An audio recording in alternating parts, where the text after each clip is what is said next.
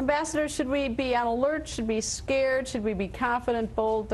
What should we be? Well, we should definitely be on alert. I think there's every prospect that that al-Qaeda elements or some of the quasi-independent al-Qaeda units around the world will take this as an opportunity to launch a terrorist attack in this country or against Americans overseas.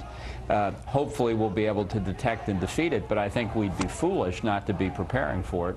All right, ISI in Pakistan and Osama bin Laden. Do you believe that President Musharraf said that it was incompetence, not deceitfulness? Well, he was half right. It is incompetence on their part and on ours as well. But I think there's little doubt ISI provided the infrastructure that allowed Osama bin Laden to move around Pakistan. I don't think he lived in that building for 6 years. Infrastructure actually sort of aided and abetted, made it specifically comfortable and safe for him. Yes, I think the latter. And I think the real issue is not whether ISI was aiding him, but how far up the chain of command of the regular military it was known, because the higher up it goes, the more difficult it is for us to justify supporting this government. Although when it comes down to it, I don't think we have any choice but to try and keep them on our side. If we throw them over to the other side, they'll take their nuclear weapons with them.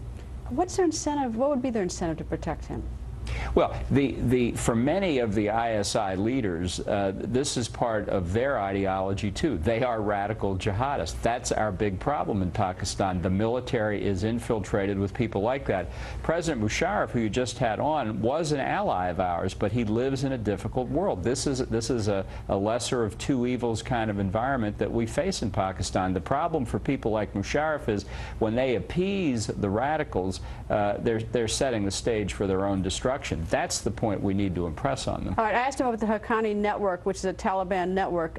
What's the story on this group? Well, look, this goes back to the war against the Soviets in Afghanistan that ISI funded and supported. ISI helped create the Taliban leader. There's no doubt ISI supports these people. It's part of their way of keeping pressure on the Afghan border, keeping pressure on the Indian border to protect Pakistan. Well, this makes almost an impossible situation. I mean, if they're, I mean, that's double dealing. Well, I mean, no matter how you characterize it, if they're protecting the people who are killing us, that's not good. Newsflash, there are duplicitous people in the world. Yeah, newsflash. And these people have been duplicitous for decades. The Pakistanis lied to us for years that they weren't developing nuclear weapons when they were. The fundamental strategic fact is those nuclear weapons cannot fall into the wrong hands, and we are perilously close to having that happen, either because the military falls to the radicals or because the country itself becomes destabilized and the radicals are able to take over.